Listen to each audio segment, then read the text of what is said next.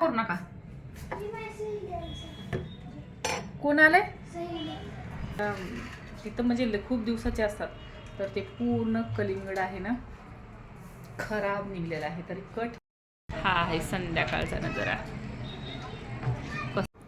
श्री स्वामी समर्थ. स्वागत आहे परत एकदा तुम्हा सर्वांचं रेखाच लाईफस्टाईल या यूट्यूब चॅनलवरती. तर कशा आहात सगळे? मी आशा करते तुम्ही मस्त असाल आणि एकदम असे स्वस्त असाल. तर तुम्हाला प्रश्न पडला असेल ही काय करत आहे सकाळी सकाळी. तर उन्हाळा आहे तर माझं ठरलेलं आहे म्हणजे बाजरी आणलेली आहे. तर दळण करायचं होतं मला, दळण तरच करायचंच होतं. पण बाजरीच्या इथं आमच्याकडे बघा पापड करतात, बाजरीचे पापड करतात किंवा खारवड्या करतात. तर इथं 5 किलो बाजरी आणली होती मला. यामधले 2 किलो पापडासाठी ठेवायची होती आणि 3 किलो दळून आणायची होती.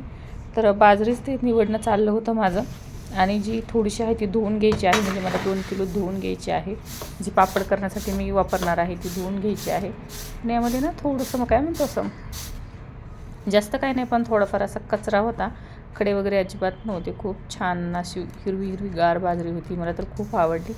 आणि मला आहे ना घरामध्ये ज्वारीची भाकर अजिबात आवडत नाही, बाजरीची भाकर खूप आवडते. तर यामुळं ना मला चला आणलेले आहे बाजरी. तर याचे थोडेसे पापडही बनवूया किंवा खारवड्या. जे इथं जास्त काही तेवढी वाळू घालण्यासाठी याच्यासाठी जागा नाही आहे. पण बघूया आता जागा जर भेटली ना तर माझा विचार चाललेला आहे की पापडच करून घ्यायचे. कारण आता ऊन कडक पडायला सुरुवात झालेली आहे.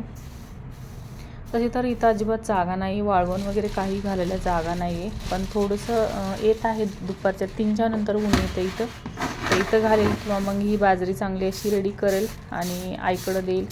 म्हणजे धुवून स्वच्छ वगैरे करून दिली की मग आई काय करायचं तर करेल त्याचं बर्डन वगैरे. किंवा मुलांना सुट्ट्या लागलं तर मग मी आईकडं जाऊन नंतर करेल असं डोक्यात चालले. काय कळावं करत नाही. कारण ते बनवलं ना तर त्याचं वाटळं नको व्हायला. कारण ते वाळलं पाहिजे. आपण बनवू एवढा गॅस वगैरे जाळून शिजवू. कारण इथं चूल तर नाही आहे तर गॅसवरतीच बनवायला लागणार आहे. पण ते खराब नाही झालं पाहिजे. तर चला असं तुमच्याशी गप्पा मारत मारत बाजरीचं मात्र दळून करून घेतलेलं आहे. आणि ही धुवूनही घ्यायची आहे. तर ते करत करतच मग नंतर आईला कॉल केला.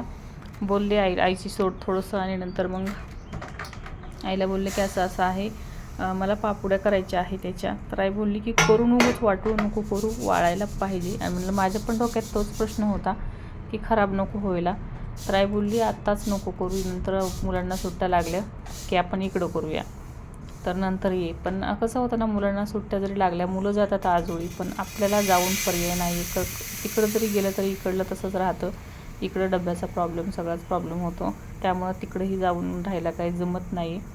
तर तसं 1-2 दिवसासाठी जात असते मी.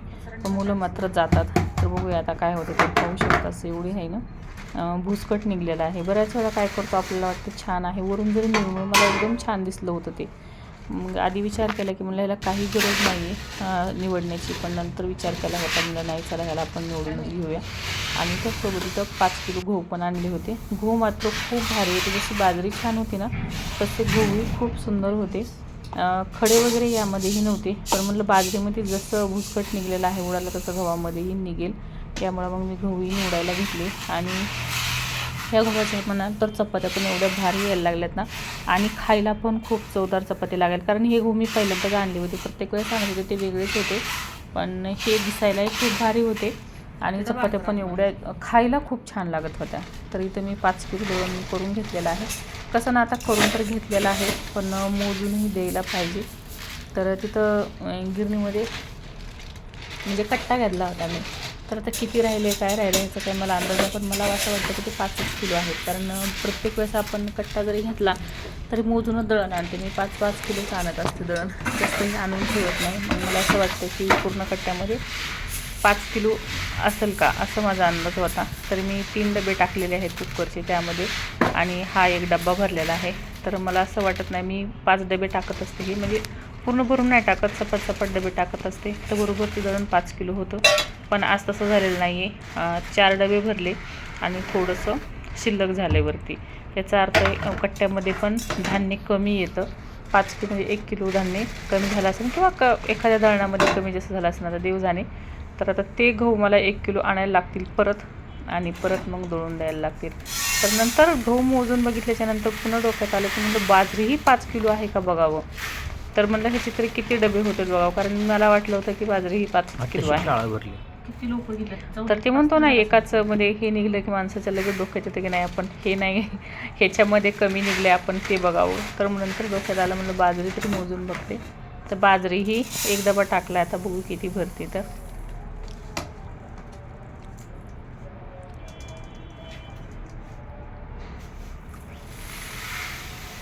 तर मला नाही वाटत की बाजरी ही 5 किलो आहे म्हणून, कारण एकच डब्बा टाकलेला आहे. डब्बा आपला किलोचा आहे आणि आता दुसरा टाकलेला आहे आणि तिसरा डब्बा आता भरत आहे.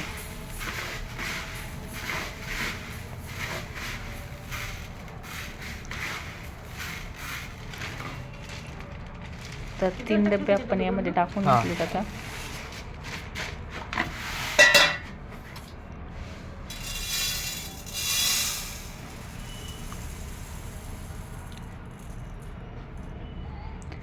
आणि तिसरा डब्बा अर्धाही झालेला, चौथा डब्बा अर्धाही नाही झालेला. तर बाजरी ही 5 किलो नाही आहे आणि गहूही 5 किलो नाहीत. तर माझा असा अंदाज आहे की बाजरी असेल 3 किलो आणि गहू असतील 3 किलो 4 किलो असा अंदाज आहे. बघूया आता गिरणीवरती गेल्यावरती नंतर मोजणारच आहे मी. पैसे करू नका. कोण आलंय तर पाहू शकता संध्याकाळचं वातावरण आहे आणि ड्राम मात्र आज आहे ना मी पूर्णपणे धुवून ठेवलेला आहे बरं. आज पाणी किती वाजता येते काय माहीत नाही. आणि बाहेरचं म्हणाल तर जरा खूप म्हणजे काय खूप भारी झालेलं आहे. आता दिवस मावळलेला आहे. 6:30-7 वाजले असतील आता, कारण हे आहे ना उन्हाळा, तर त्यामुळं थोडंसं लवकर असं वाटतं की टाईम हे झाला आहे. पण 7 वाजलेले आहेत आता. भांडणं करू नका. दळण आवडल्याकडे गेलं तर काय झालं रे, नाही भेटलं. टाकले का त्या काकीने म्हणायचं ना द्या म्हणून. बोलला का तू गेलता का गाडी गेलती? मीच गेलते. तूच गेलती. किती वाजता देते म्हणल्या काय भांडण करायचं नाही. तर आता हे लाडूला इंजेक्शन दिलेलं आहे. शाळेमध्ये ते नव्हते का आपल्याला देत होते पहिले, कुठलं दिले काय माहिती, ते काय माहीत नाही. पण तिला आज इंजेक्शन दिलेलं आहे. तर ती आज ते इंजेक्शन धरूनच आहे, इंजेक्शनच दुखतंय म्हणून बसलेली आहे. आणि आज भांडी म्हणाल तर पूर्णपणे ना धुवून घासून ठेवलेलं, म्हणजे पाण्याची बरं का, ड्राम वगैरे सगळं स्वच्छ करून ठेवलेलं आहे. आता पाणी कधी येते काय माहिती, बघूया. आणखीन तरी काय नाही आलेलं. 7च वाजलेत. तर हे काय टाईमच नाही आपला पाण्याचा टाईम आहे. 8, 9, 10, 10:30 असा टाईम आहे. तर सेडला आत्तापर्यंत आराम केला आहे आणि आता काय म्हणतात ते रेडी होत आहे. आता बहुतेक बाहेर जायचा, दौऱ्यावर जायचा हे असेल, प्लॅन असेल. ह्याचं काहीतरी वेगळंच असतं. हिचं काहीतरी वेगळंच असतं. चलो म्हणा हम भी चलते. नजर म्हणाल तर आभाळ खूपच छान झालं बरं का. बाहेरचं वातावरण दिसतंय का तुम्हाला? तर मागचा कॅमेरा दाखवते, खरंच खूप असं वातावरण खूप छान झालंय. दाखवते मी. हा आहे संध्याकाळचा नजारा. कसलं भारी झालंय ना आकाश, एकदम सुंदर.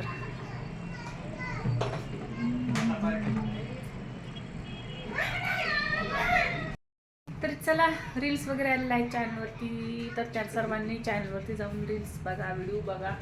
तर इथंच आता हे करते, म्हणजे स्वयंपाक बनवायचा आहे. आणि कलिंगड लाडून कापून ठेवलेलं आहे. आणि ते काय झाले ना, त्याला तिथं म्हणजे खूप दिवसाचे असतात, तर ते पूर्ण कलिंगड आहे ना खराब निघलेलं आहे. तरी कट केलंय, असंच ठेवलंय. आता हे एवढं फक्त आम्ही ह्यांना दाखवण्यासाठी ठेवलंय, नाहीतर त्यांना परत विश्वास यायचा नाही की त्यांना वाटण आम्ही फेकून दिलंय. आणि बाकीचं फेकून दिलंय आणि तेवढं ठेवलं, तरी इतका घाण वास येत आहे ना याचा. पण त्यांना असं वाटेल की आणलं आणि ह्यांनी खाल्लं नाही, फेकून दिलं. ते त्याकरता ठेवून दिलेलं आहे आम्ही दाखवण्यासाठी त्यांना. तर असं असतं, कुठल्याही गोष्टीचा सबूत पुरावा हा दाखवायलाच लागतो, नाही तर ते म्हणतो ना वादिवाद चालू होतो लगेच. तर तोच प्रकार आहे माझ्याकडेही. त्यांचं म्हणणं असतं वायाला नको जायला काही, मी जाऊच देत नाही कुठली गोष्ट वायाला. तरीही माझ्या नवऱ्याचा विश्वास नाही आहे, त्यांना वाटतं ही वायाला घालते. त्यामुळे ते तेवढं त्यांना दाखवण्यासाठी ठेवलेलं आहे. तर चला इथंच हे करते, म्हणजे थांबवते व्हिडिओ आणि स्वयंपाक बनवून घेते. पहिला स्वयंपाक बनवायचा आहे, कारण वेळ झाला आहे आता 7 वाजले असतील. तर पटकन आता स्वयंपाक बनवून घेते.